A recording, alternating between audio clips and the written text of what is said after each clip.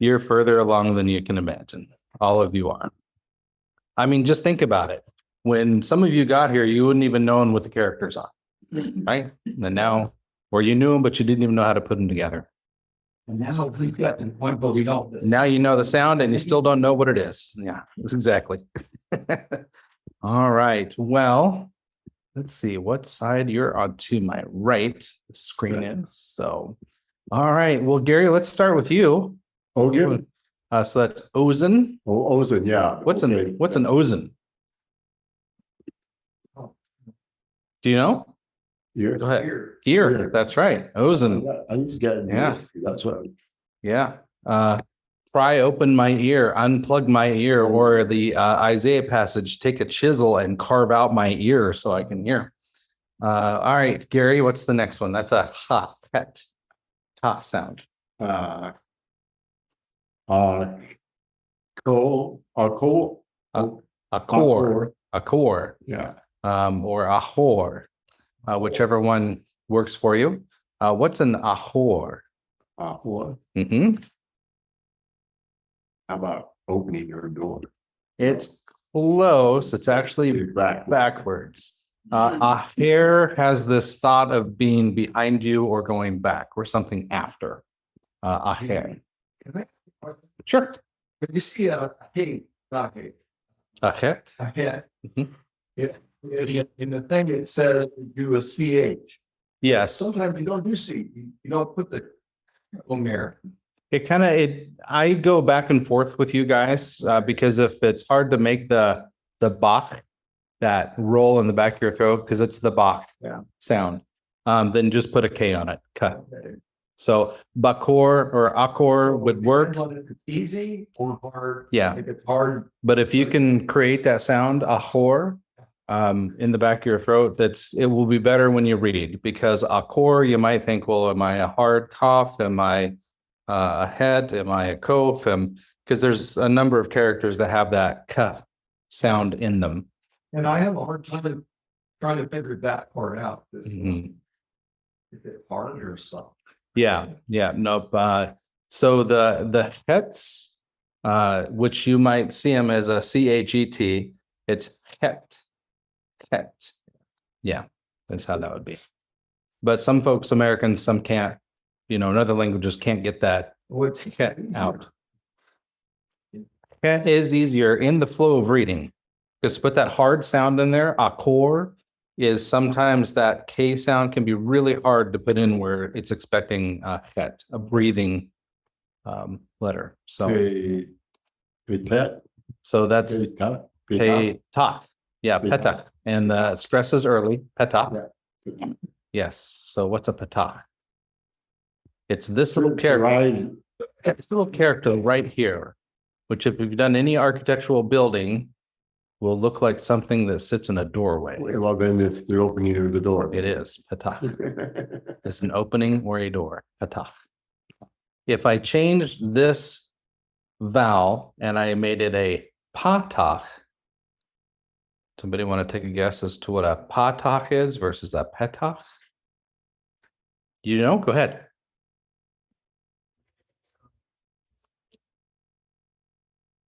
It would mean, if it's patach, it would mean he opened. Petach is an opening or a door. So this is the noun adjective. But if I change those vowels, it can become he opened. So, all right, Carol, what's this one here? That's a sade, by the way. Sa'ir, which means young or little.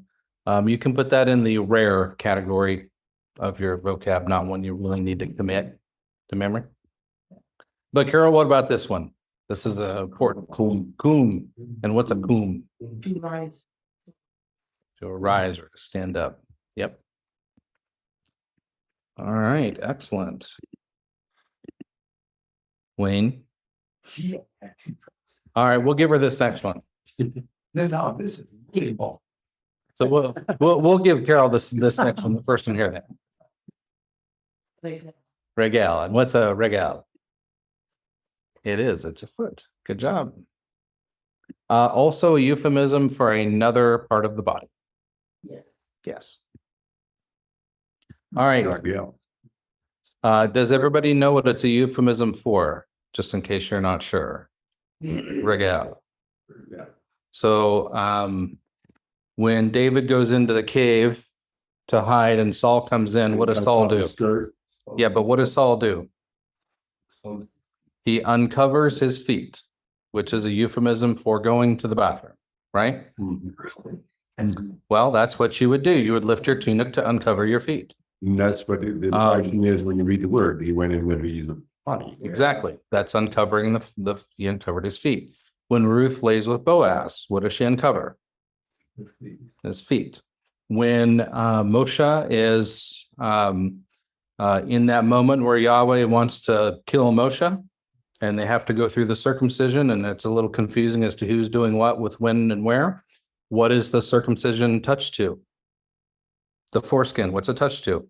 A regale. Do you think she put it on his foot? Or did she put it some? Would it make sense to touch that foreskin to his dirty, sandal-worn feet? No. It would make sense to touch that foreskin to his private parts. But regale has a double meaning, and it's when you want to talk about a male's private area. Does that make you embarrassed that your dad's saying that? No. It's facts are facts. Hey, just lay it on the line. That's right. It's God. There you go. All right, Wayne.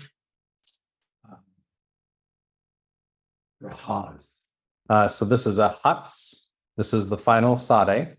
Rachatz. Because it's a Hatz place when you take a bath. You want it to be Hatz. Rahatz. Real Hatz. Rahatz. All right, Wayne, give me the next one.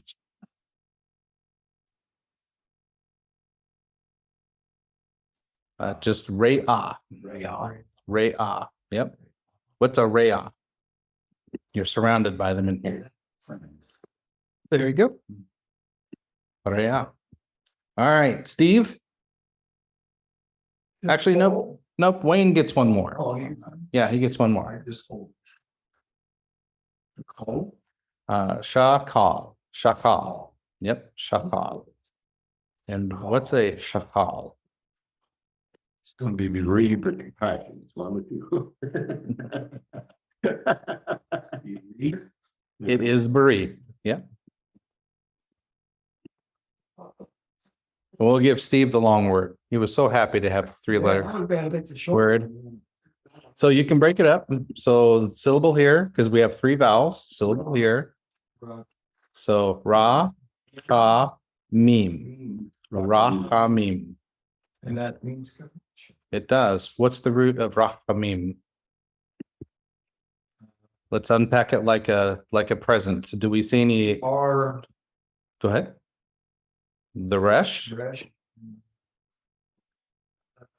the het, and the meme, the mem. That's correct. How do we know that this mem and this yod aren't part of it?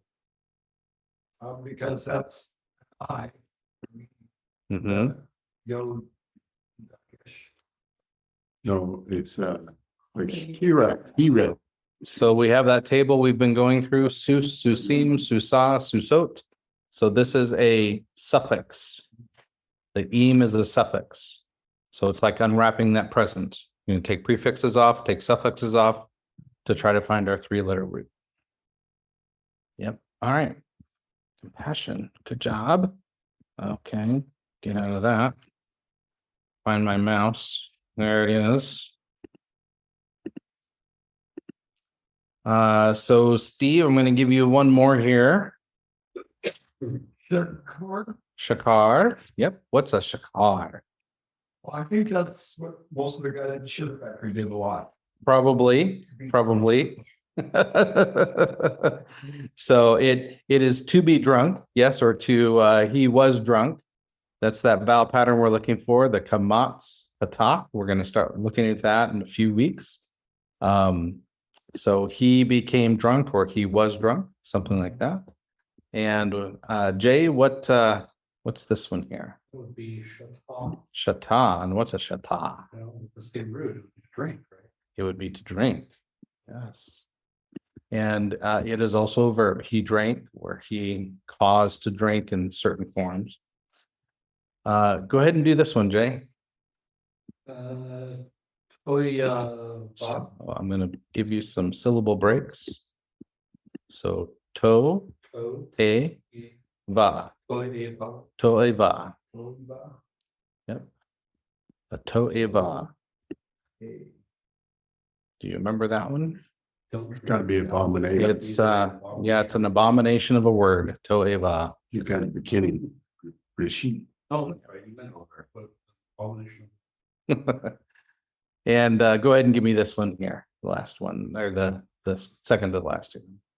And we'll break it up. I'll give you some syllables to help.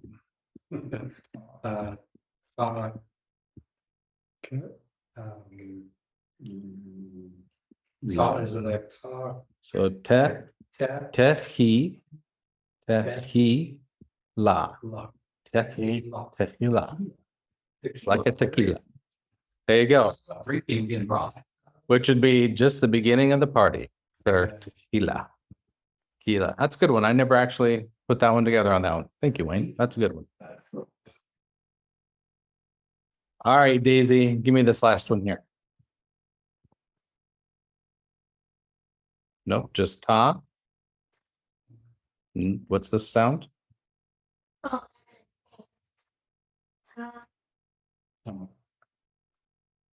Tama. Yep. Which is to be astounded. Again, a rare word. This one's like less than 15 times. Don't worry about having to memorize that. You look at that word "ba." Why? Mm-hmm. So this one they include because it has this mapik, the dagesh here in the last letter, and that is not a doubling dagesh.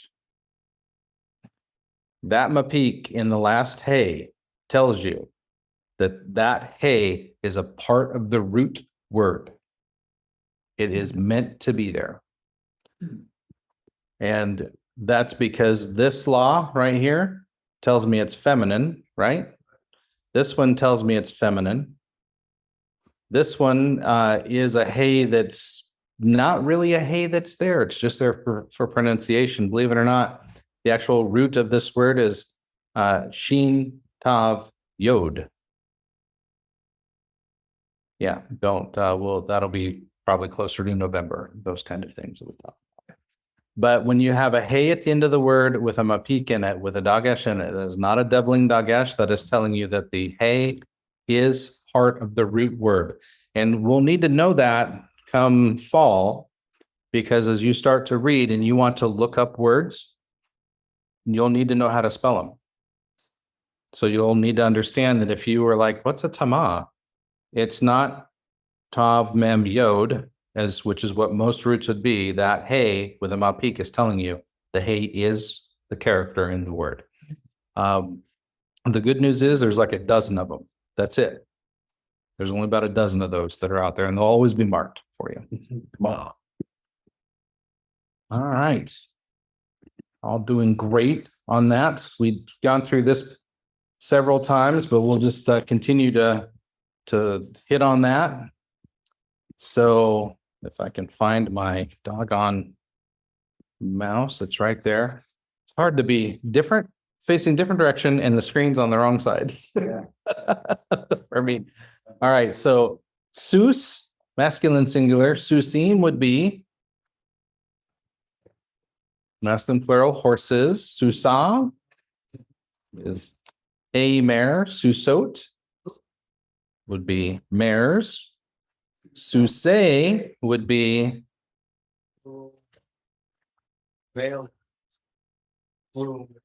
horses of something. That's the construct. Horses of. And a susat would be mare of. And susot would be mares of. Construct form is of. The mares of the king, or a mare of a queen, something like that. So the construct tells us that the words go together. And that's going to become helpful and important as we go forward. So I thought I'd do a little test, see if anybody remembered our pronouns from last week. And I don't necessarily expect that you would because we just learned them last week. But in case anybody did, does anybody remember what an ani or an anohi is? What the English pronoun would that was the masculine, wasn't it? Well, actually, let's look at the list. We'll just read it. I'm going to read them. You can say it after me. Ani, Ani, ata, ata, at, at, who, who, he. he. Now, do any of those sound familiar? Yeah. Who and he? What's who? Who. That was masculine. Who is he? And he is She. she. Okay.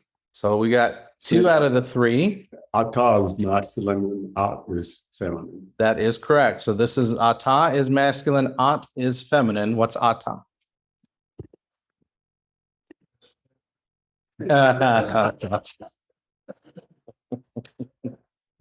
It's awesome. Yeah. That'll play well for us.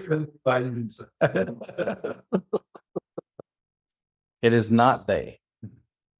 It is you. Is it? And you said masculine. Right. Singular. Correct. And so you is feminine singular or at. So at would be you, feminine singular, which makes ani or anohi, can be either one. Which one?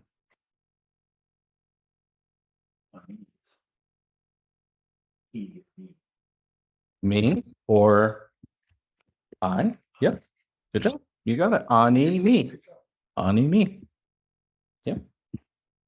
Very good. All right, let's try the plurals. These are all plurals. All right, where do we want to start? Anachnu. What is Anachnu? That is an Egyptian god, yes. Is we, first common plural. There is no masculine, feminine in the first persons. Okay. So you'll see common plural. Atem is masculine. It is masculine. Yeah. Second person, third person. Second. Okay. So we might say y'all. And they would be masculine Plural. plural.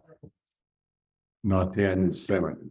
And Y'all. 10 is y'all, feminine plural.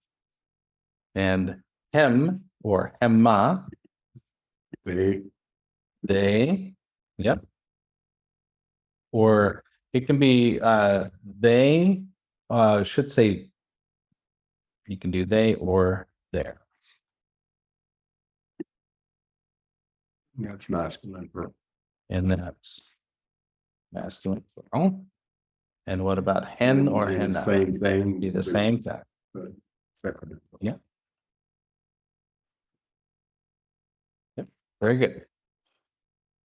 And the reason we're looking at these is because there are some shared similarities between these pronouns and suffixes that we can attach to words. And so last week we looked at the singulars. This week we're going to look at the plurals and go through a few of those. So it'll be almost the exact same format we had as last week, but in this case, it's plurals. So let's see, I'm going to go reverse the route and say, Jay, go ahead and take that one up there. So that's Anachnu, Mhm. Say. Perfect. Anachnu, sus, ze. And what is Anachnu, sus, ze? Well, since you have it down there. This is. So our horse, this, right? So we're going to look at a couple of other things. Remember we talked about definiteness and how that can have an impact in a sentence. There are things that are, if I have something that's definite and indefinite put together, then it creates what's called a nominal sentence without a verb. So you might, if I had sus ze, it would be, this is a horse. because ze is more definite than sus.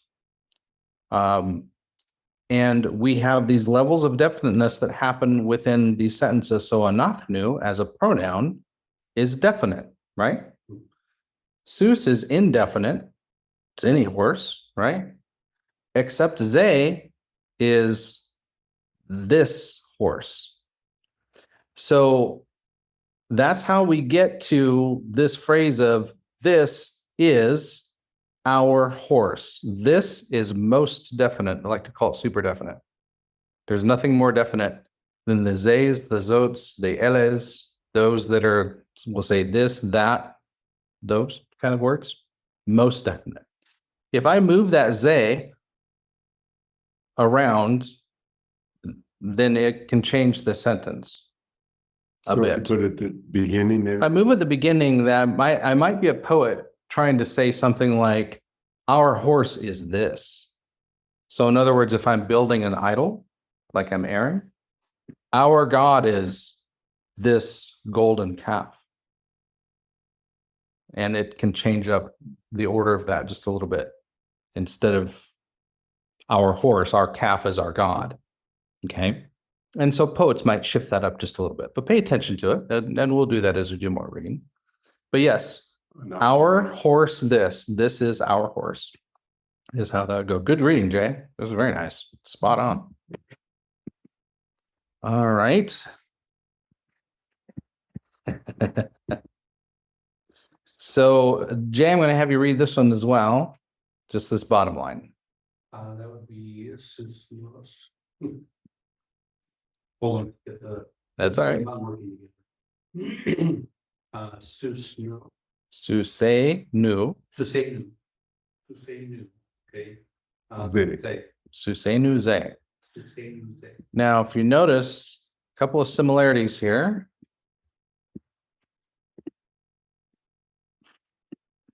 Anachnu, which means our or we. If I take the back part of that word and I shove it onto this word sus, then I have exactly the same meaning. Our horse is this. This is our horse. So these two sentences mean exactly the same thing. One has the pronoun. One is the pronoun in a suffix form. And they'll almost always, like this, take to the bank. It will, if it's trying to say our something, the pronoun will always be anu. Always. Okay? Always. That will never change. But not every pronoun flows exactly in its suffix form. So the second person will be a little different than the third person in that. But susi, my horse, susenu, our horse. Okay? So we're going to do some other ones here. Let me clear that off. Steve, since I'm going backwards. Oh, top one. Go ahead and do both. A T-E-M. Okay. Tim. Tem. So dude. Mhm. Zach. Perfect. And go ahead and read the next one. Su This has a short E. Suse. say Chem. Kim. Suse chem. You say to say Kim. Mhm. Z. Ze. What was it again? Ze. Or you can say ze. Atem sus ze. Susechem ze. All right, we just looked at atem. What's an atem? Fall. It's Yeah. It's autumn. It's right before fall. It's y'all. Second masculine plural. So I put every translation down there for you. So y'all's, this ze is y'all's horse. You masculine plural, second person. I can say the same thing with susehem ze. Now you notice it's not exactly one for one, right? But there's a few things that we've come to expect with these suffixes. And I'm just curious if I kind of call attention to the suffix right here, which which is this part. Do you see anything in here that might make you think plural masculine? The The mem, right? Right, exactly. And we usually know from im, and this tsere or the sagol is in the same class of vowel, okay? But we get this kaf that gets added in here, and that does not match up to this guy. Here we have a tav, and down here we have a kaf, but everything else is the same, doesn't it? So atem, echem. It's all the same, and that will always be the case. Well, here's a little trick. Second person will always be a kaf. Always a kaf at the end of it. You're used to seeing it in this form. In the final kaf with maybe like a patak on it, or perhaps a shawa when it ends. That's what we learned last week. But because one's final form, one isn't, we don't mentally associate the two characters as being the same. But second person is always a kaf if it's a suffix. If it's a pronominal suffix on there, it will always be that. So atem, if you can memorize atem, it will be echem. It'll just, that tav will change to a kaf. And that's always the case in second person. So let's look at another one over here. This will be for you, Wayne.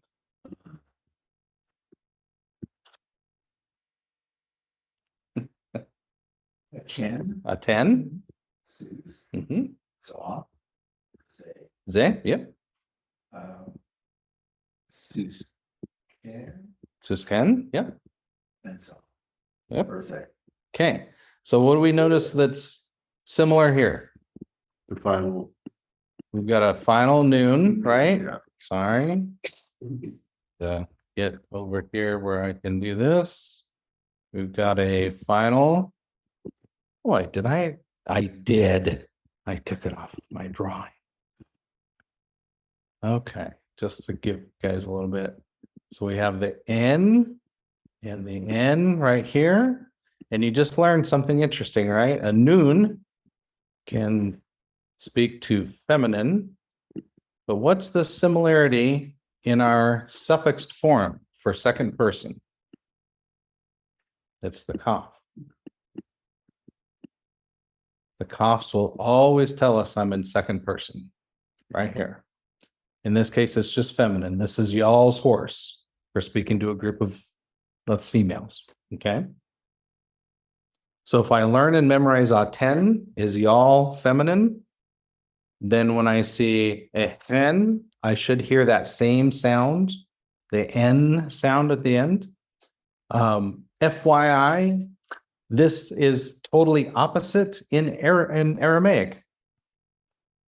Go figure. Oh, it's lovely when you get to Aramaic and you're like, oh, that's a feminine. Oh, wait, hold on. Oh, that isn't. It's because why would a Semitic language be easy? Well, you know, our language is completely different than Hebrew. Right. Books. Right. Oh. All right, Carol, go ahead and read these two for me. En, sus, se, Yep. susan, susayan. So this is Susam. It's the final mem. Susam is that perfect. All right. So again, we see in mem with a I class at the end of a word. We're going to think probably plural. This is their third masculine singular. It's third masculine plural. Its singular is who. So I've got the hey, right? I'm just putting a mem on the end of it. That's all that's happening here. And you see this one here, got a mem on the end of Sus. So their horse, this is their horse, or their horse, it's same thing right here. is this. This is their horse, third masculine singular. That's that extension on the end of it. Okay. So you're starting to hopefully see that there's a bit of a connection between the suffixes and the actual pronominal words themselves. So if you memorize the 10 words, ani, right? Ani, ata, at, hu, he, and you do the plurals as well, and you know what they are, then should be able to pick up those endings on those words and figure them out here when they're put on as a suffix. All right, we have one more that we've saved just for Gary. Thank you. All right, Gary. Hen, Yep. Seuss, Mhm. They. Perfect.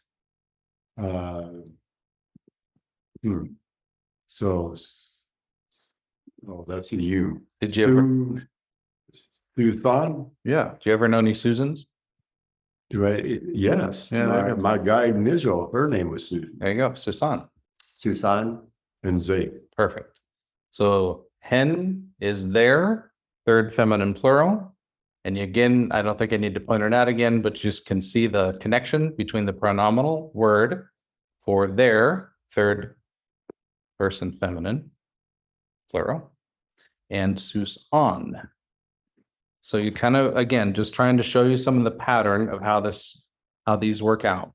So as it turns out, when we start to look at these endings for how we identify what's happening with the pronominals, and they're very important because this is how you're going to assemble the language together. Once we get through this, about all that's left are going to be verbs. Okay, so there isn't much more to the grammar than this: alphabet, pronunciation, nominal sentences when you have verbless clauses, construct sentences, construct phrases, and pronominal suffixes where they get applied. You have everything but verbs. That will be essentially the extent of the grammar. That'll be it. So, it'll then just be the trick of what goes with what going forward, but we'll continue to do that. So we learned these singulars last week. These are the ones that we covered.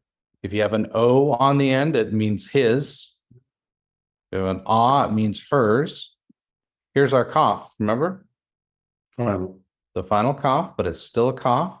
And notice how the coughs are here in the second person. They're both coughs. And in the first person, we always have the kind of this E sound on it, right? That's in the singular pattern. So let's do a little testing here. Let's play around a little bit. So Daisy, I'm going to start with you. I've got the word Seuss down here. What's Seuss mean? A horse. If I wanted to say my horse, what would I say? Susie or Jesus. Go ahead and say it. Susie.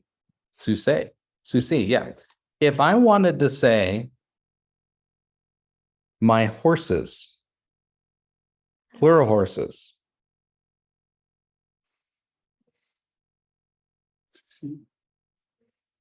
Right here. Susai. Now, why is that? Why is it Susai and not Susim? Anybody want to take a guess? I keep putting this construct chart up here. So if I wanted to say male horses of, I would say Susei, right? If I wanted to say male horses of me, I would do Susei and then E, Susei, which seems a little convoluted, right? Well, what I'm going to do is I'm going to say Susai, my horses. Notice that vowel change? Very important to pick up that little vowel change right there on the first persons. E, my, I, still Me. But more than one horse. It's more than one horse now. Should we pick on Uncle Jay? All right, we'll pick on Uncle Jay. So let's say, how would we do her horse? What would that be? Susa. Yep. And if I wanted to do her male horses, her stallions.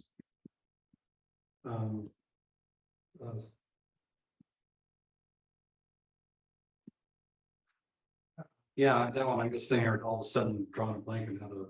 That's okay. Susei ah. Sustain. Yeah. These vowels should be kind of halfway over, but I can't make my software do that. So susea, susea. Why would a masculine plural horses get the A sound? Well, because of this construct chart right over here. Horses, male horses of hers. That's how pronominal suffixes get attached to nouns and other words. You turn the noun into a construct form, and then you attach the pronominal suffix.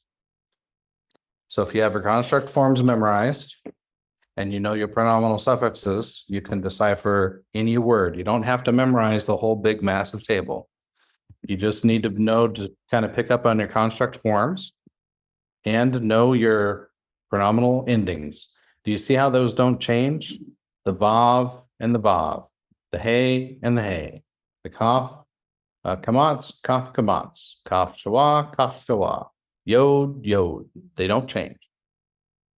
All that changes when I get to the plurals is what precedes it.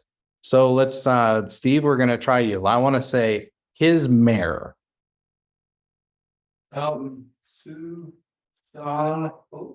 Susato. Susato. Susato. Now, why is this aunt here? Because it's a mare of his. Okay. And if I'm doing of in construct form, what is it? Susat. Susat, a mare of. And what's our sound over here? Susat. Oh, you hear the ot in it? Our ot that's right here. And our ot that's right here. So Steve, I'm going to pick on you again. If I wanted to do his mares. So his mares would be Suso. So I'll help you with that last one. Suso, you were spot on. Suso tav. Suso tav. Yep. So we see a similarity in each one, right? We see the vav. We see the vav. We see the vav. We see the vav over here for his. We see an ot. What would that be? Well, because what's susot? Oh. Susot is our construct, feminine plural. So his mares would be oat, right? Oat. And oat is mares, or the mares of, and then of is the his in this case.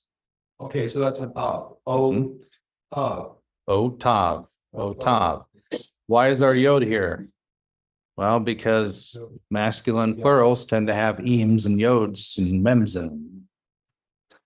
So if we can begin, and we'll continue to work on this, because this is a pattern that you can kind of lock into your mind. It will help unlock words to decode as you come across them.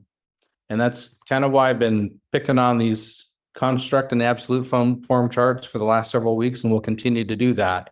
Because when you're committed and you hear the sound of the word oat, you get sus oat, and you'll think, oh, mares of something. Susot or susat.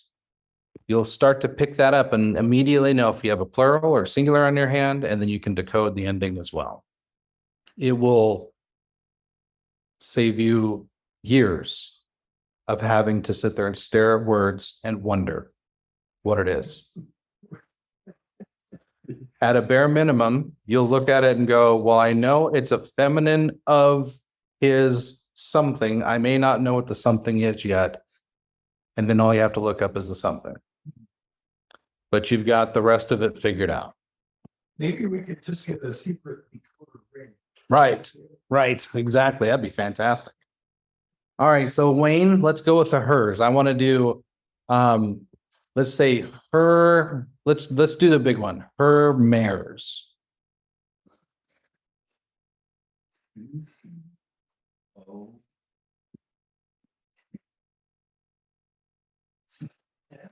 Susotea. Susotea. And you hear the susot, right? Which tells me mares of. My yod tells me I'm got a plural, feminine, ah. It's gonna be her mares. Her mares. All right, let's try the other side. The plurals, we'll play with those just a little bit. Oh, please. Yeah, I know. No results. Thank you. No, please. Where's my mouse?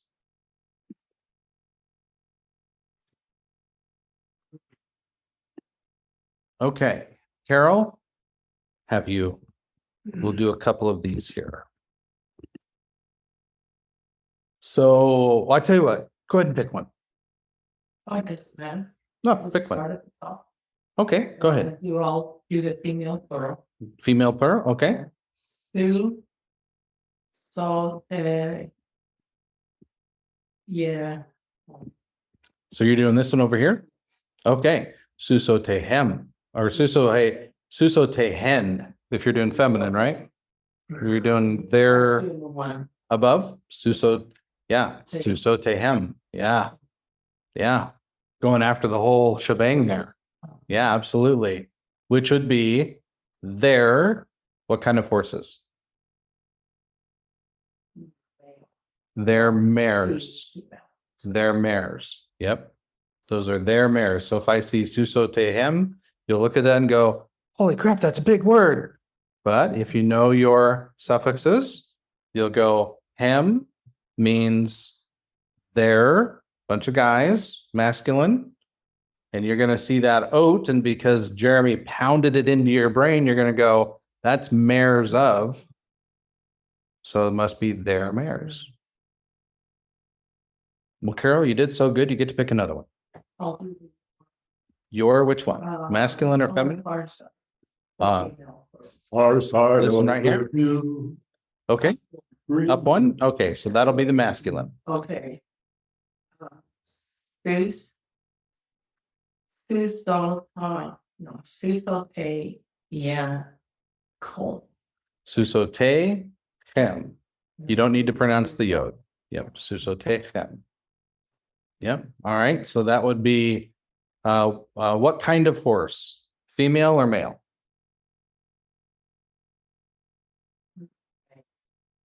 Be a female horse with the oat. One horse or many horses? Many. So we have mares. And male or female on the hem? Remember It has the an M, so it's like. masculine, exactly. And one you or many yous? Many, that's right.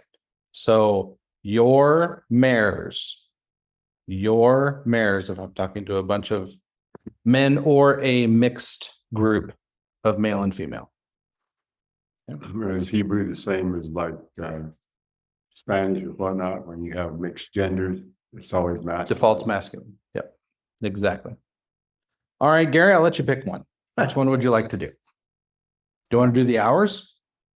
Yeah, I guess. Okay, go ahead and pick one from the bottom line.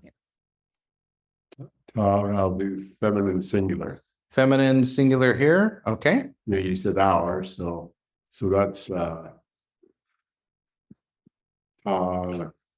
cold. So susatenu. Yeah, which sounds like the anaknu, we, susatenu. So that's we, that's us. So how many, do I have a mare or a stallion with the ot?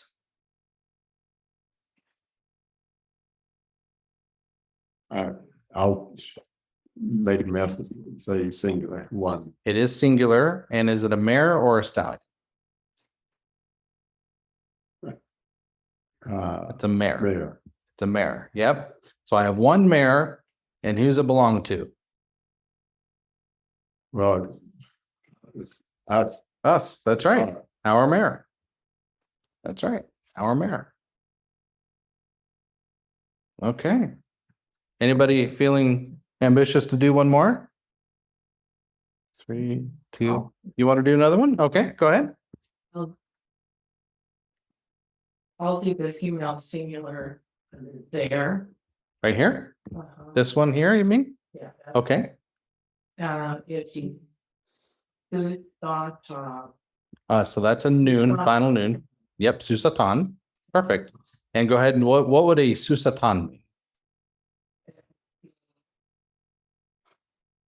one female horse Yep, that is theirs. correct. Correct. Perfect. Very nice. See, the chart's not so intimidating now, is it? No. Yeah. She's the Brent while Brent's gone, right?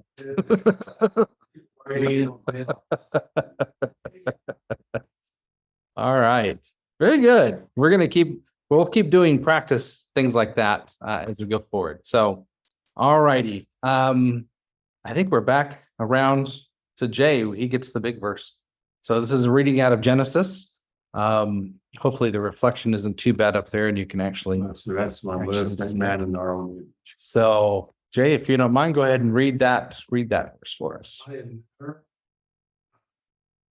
No, that's excuse me, sorry. To talk. Elohim. Yep. Yeah, I mean, all of a sudden I'm trying to. When do we? When we have the divine name, Yahweh, you would say. So Bayamar, Elohim, Mhm. And you can break this one up. Na, se.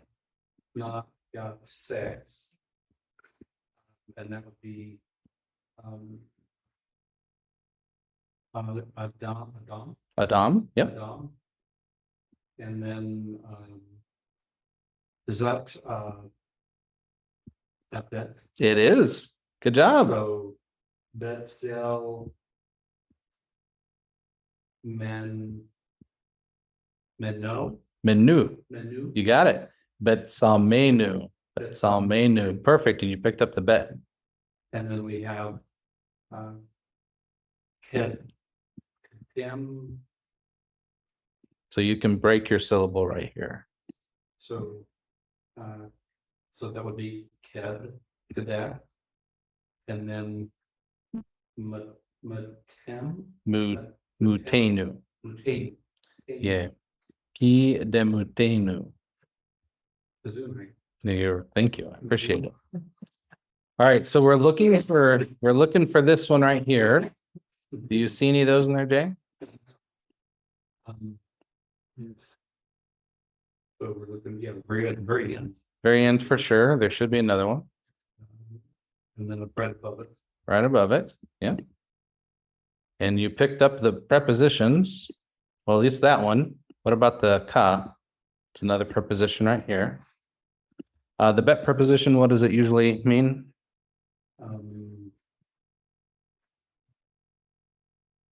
Start with in. In. In can be in, as, when. And the ka preposition is like, as, according to. All righty. So I didn't put any English up here. So J vayomer.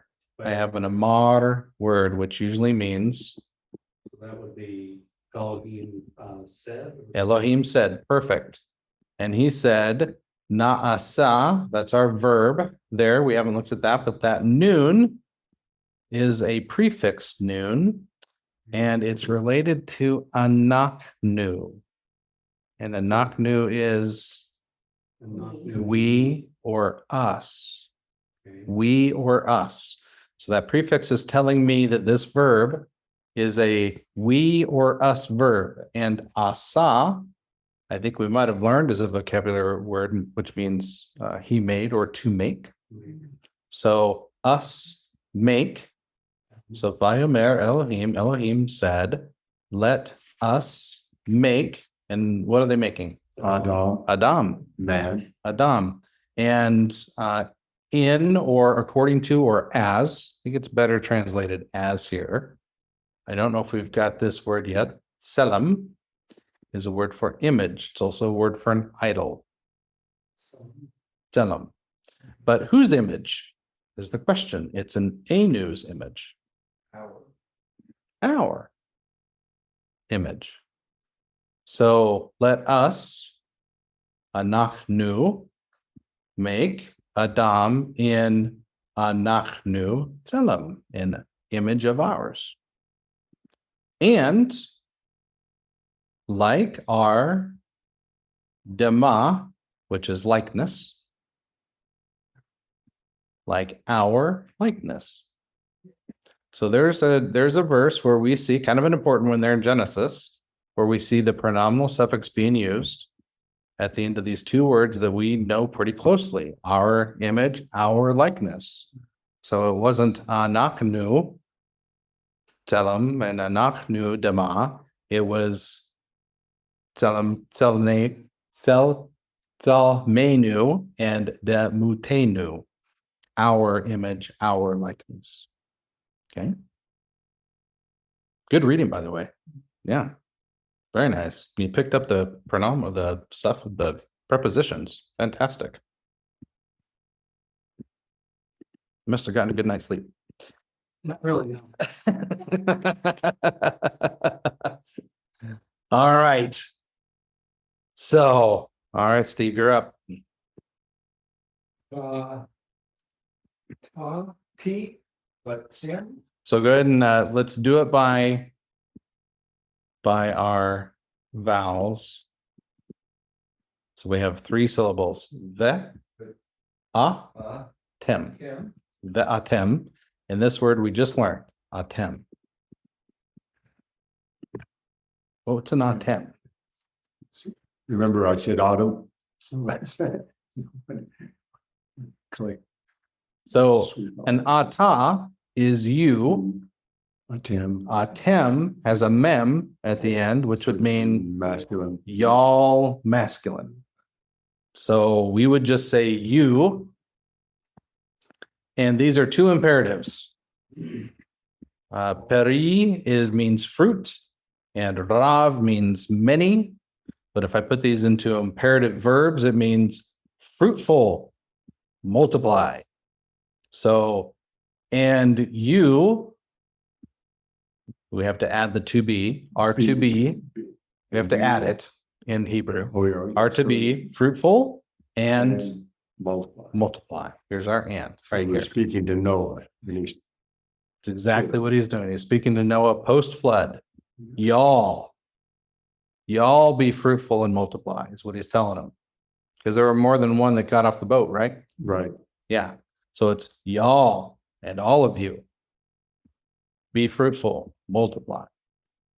And I just put this chart up here to say, in this case, the your masculine plural, that's where this is coming from. Remember, this is just the straight up pronoun for y'all. But if it were attached to the end of a word, it'd be a hem, because the coughs always follow you. All right. We're just doing some examples here. Wayne, let's see, did I give you a big one? Try not to. All right, this is fair. This isn't too bad.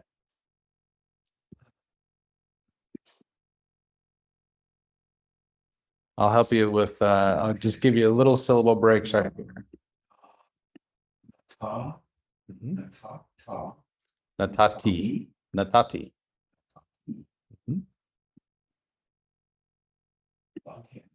Perfect.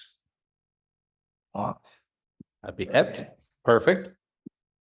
This is a tricky one. I'm gonna draw a little, I'm gonna draw a little line in here. Call.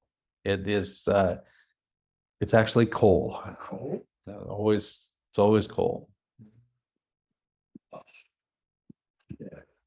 Scene. Esev. Yep, Esev. All right, you nailed a few of those. That was great.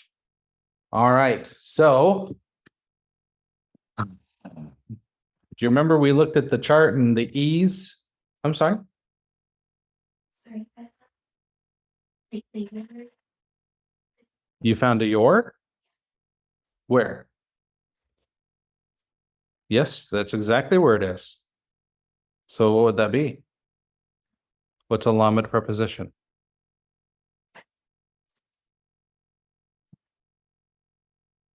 Or means 2 or 4, not the numbers. Right? And then what's that? It's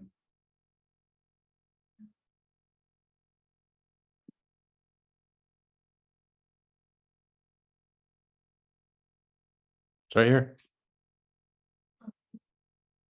So I would translate it to y'all.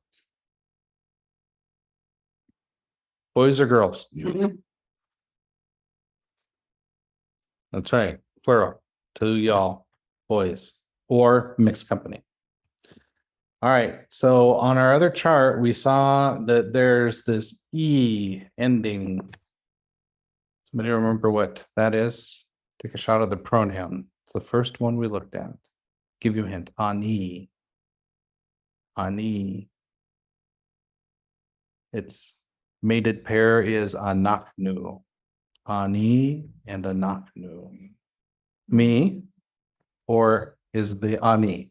Ani, me, or I, right? Ani, I. So this is a verb. And notice what its ending is. Wayne, you just picked it up. So it probably has something to do with I'm doing something, this verb.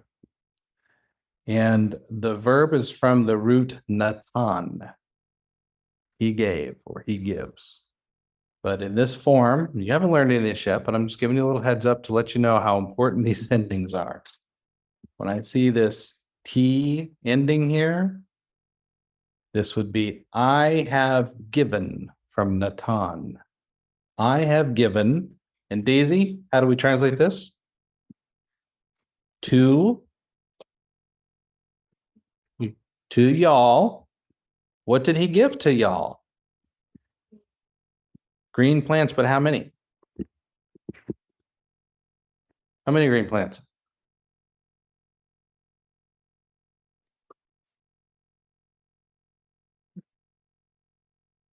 Coal, all green plants, all SF.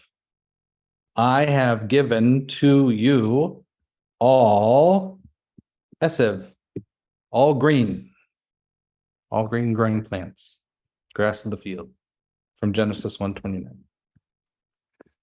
I have given to you all green plants.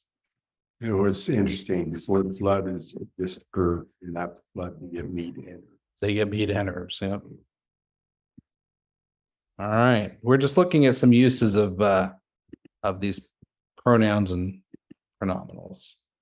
All right, Carol, we'll read to you, I think. All right.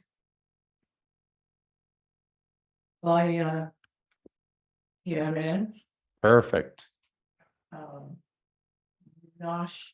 So that's an O sound. Moshe.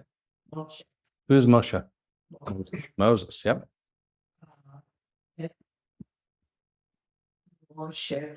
This is Mish.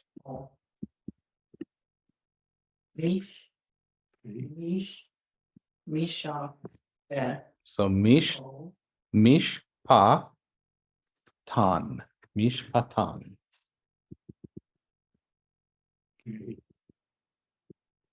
Then.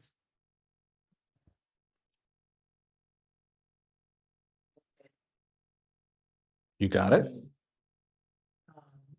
And this is the divine name. Adonai. Perfect. Vayakrev Moshe et mishpatan lifnei Adonai. All right, so karav means close or bring something near.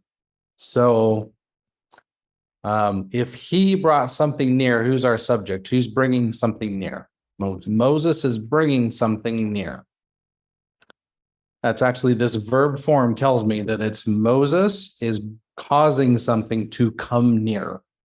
Okay, it's a causing verb. So what is he causing? We have our direct object. That's what we're looking for, right? What is it that he's causing to come near? Well, he's causing the mishpat. The mishpat. And mishpat, shafat is like judgment or judging. It's a judging word.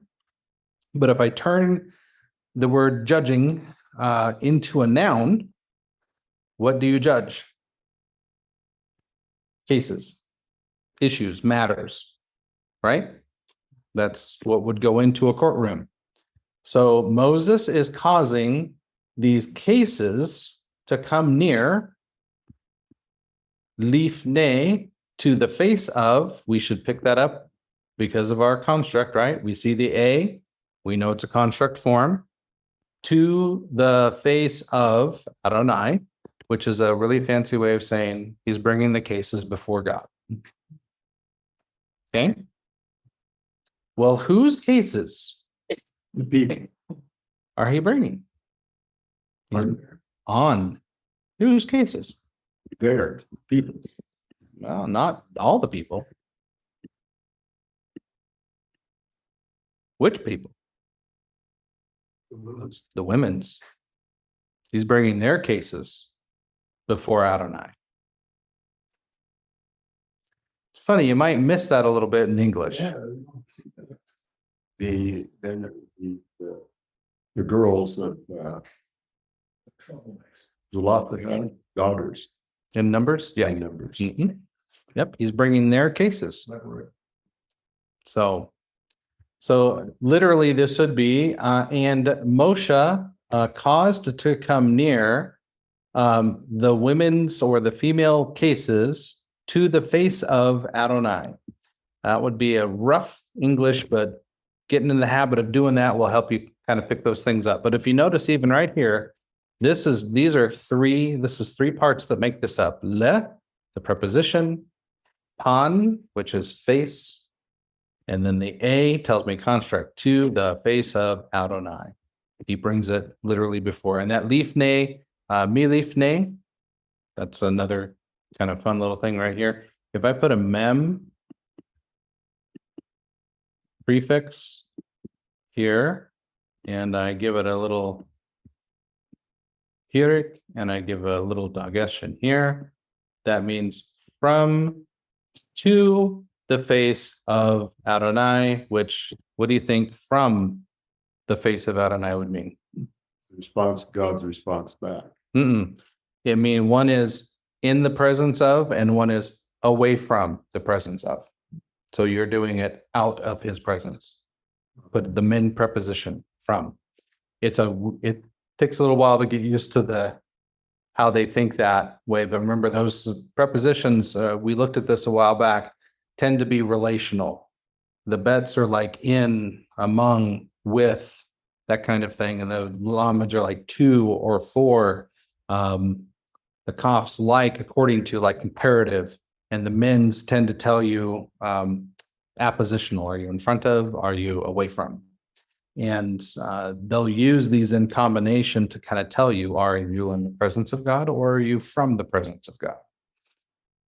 And it just takes a little while to get used to the language. But in this case, Moses made sure to bring the ladies' cases to the face of Adonai for his consideration. So even the ladies get to get heard as well.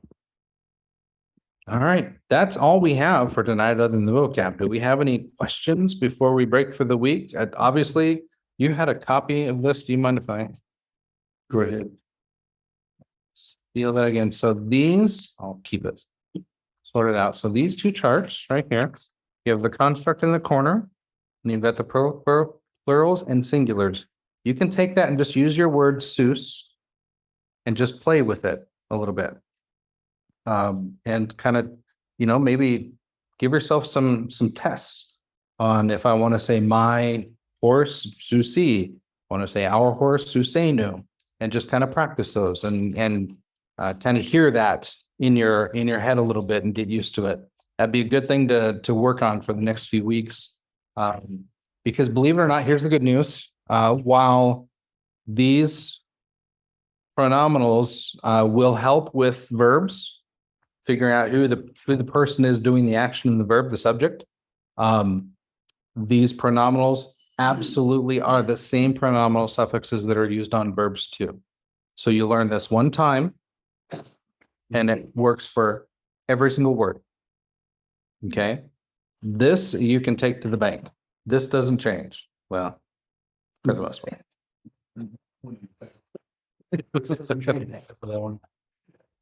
Until you get to the prayer of the Song of Moses in Exodus, in which case they're using an ancient poetic form, and instead of an N, you see a mem. So they'll change stuff up just a little bit, but it's for poetic purposes. This is to pretty it up a little. But these forms, for the most part, I will tell you, they are the same forms on adjectives or on nouns as they're on verbs. Doesn't matter what they're on, they'll always take that form, and they will help you when you get to verbs, figuring out who my subject and the verb is. Is it me doing it? Is it you doing it? Is it him doing it? Is it them doing it? They will help you as soon as you kind of memorize them, get them locked in. When you see the verbs, you'll be like, oh, that looks like maybe what's that. So I would, if you were to spend any time for the next few weeks on learning anything, I would just practice on that chart. And really, I think all you need to do, hopefully, if you kind of follow the logic of what I've tried to set up here, you learn your pronouns, right? Ani, ata, at, kuhi, learn your plurals as well. And then learn just the ones in this column, just the ones I've marked out. If you know your pronouns, you know these 10 in the column and your constructs, you can decipher any of these extensions over here. Any of them. Okay. So that means my suggestion, or just take the time off and don't do anything.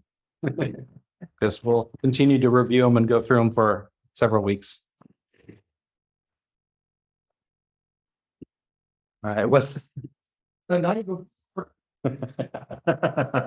all right, we'll do a little bit of vocab here and then we can wrap it up. So, all right, we saw one in the beginning that was an acher, and here we have acharit, which is an end or a latter part from the root acher. I'll just mark the root here really quick so you know what it is. And our next one is which means mom, mother. And an emote is the plural. Recognize that oat ending? That's the feminine plural ending. Asaf. Asaf. Now, that means to gather or to add, or he added. If I put a yod right here, and I put an O vowel right here, I get Yosef. Yosef. Who's Yosef? Joseph. Yep, exactly. All right, so Asaf, he added or gathered Yosef. Yosef. Orach. Orach means a way or a path. So a tov orach is a good way or a good path. This is a common word in wisdom literature and poetry, talking about a way or a path. Bikesh. Bikesh means he searched or he is seeking. It's a to seek word. And I don't know if you've noticed this, but we've had a few different changes in some of the vowels here, right? That we're starting to see. Well, we're starting to learn some vocabulary about that have some verbs and some different verb forms.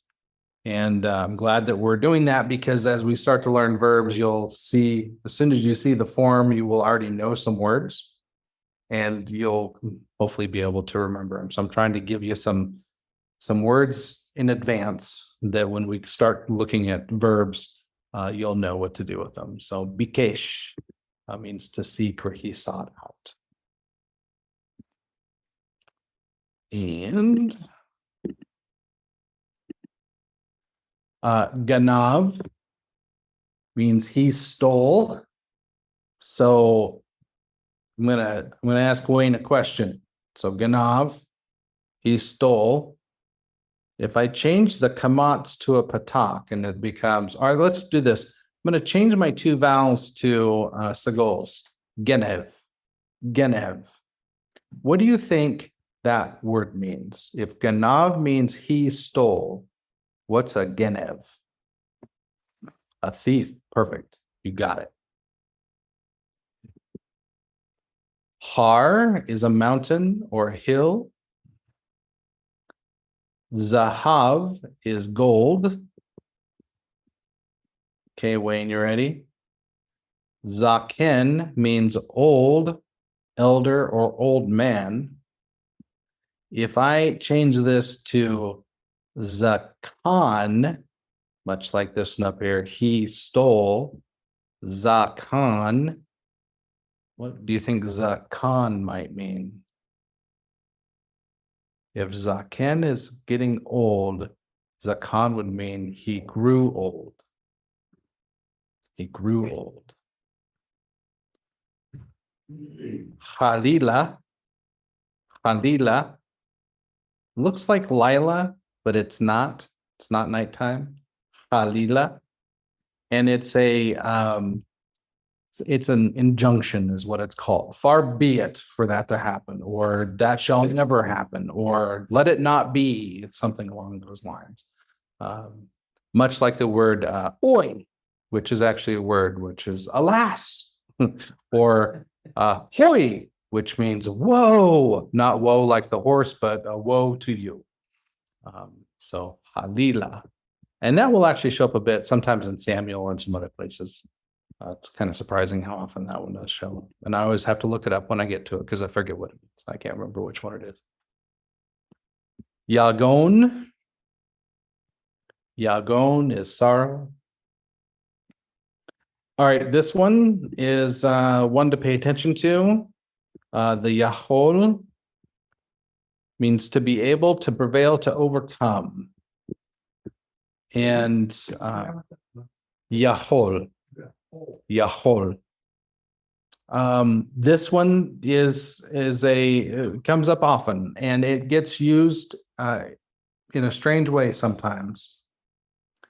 Yahol meant he was able to do something. Lo Yahol, he was not able to do something. And when this gets locked up in some other verb forms, sometimes that yod disappears. And now I start getting confused between kol and kol. And it can get a little bit confusing, but it's an important one.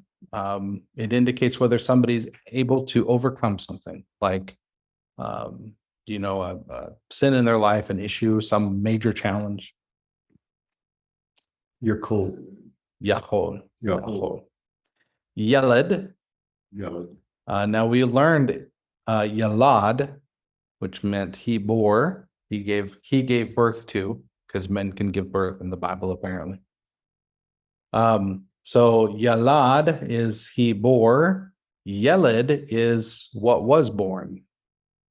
The lad or the girl can be a boy or a girl, just means a child. Yeled. The only thing that changes are those vowels.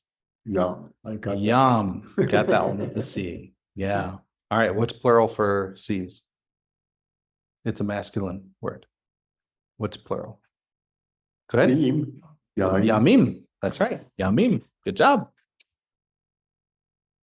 And this patak should be slid over about halfway. Koach. Koach. Cool. Koach. Koach means strength or might. All right. Any questions on anything tonight?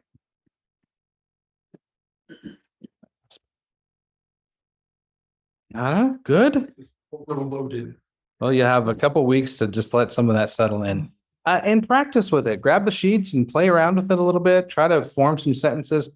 Now that you know pronouns, you know how to say I, you, him, her, his, their. You can start making some sentences as you're kind of working through the day. You might be able to say him blinds, or ata blind. You can just start to kind of play with those pronouns a little bit. Whatever guys might be doing through the day as you're driving through the field. If you see a horse driving out and you see a horse, then start playing with the terms and letting it kind of work in your mind a little bit. And that'll help you sort of lock those in. Horse caca. That's awesome. Do you want me to show you the word for, I covered it in Hebrew last Sunday, the word for excrement. It's right there in Zechariah.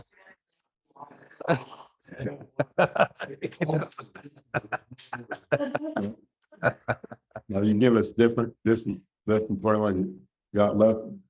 We are off 1 week because I gave everybody a week off. So we're in lesson 21, but we're doing 20s. Okay. Oh, okay. We'll be 2 weeks behind. Yeah. Well, I just figured this out. Yeah. I thought, okay, now, how do I know? Now, That's how you know. So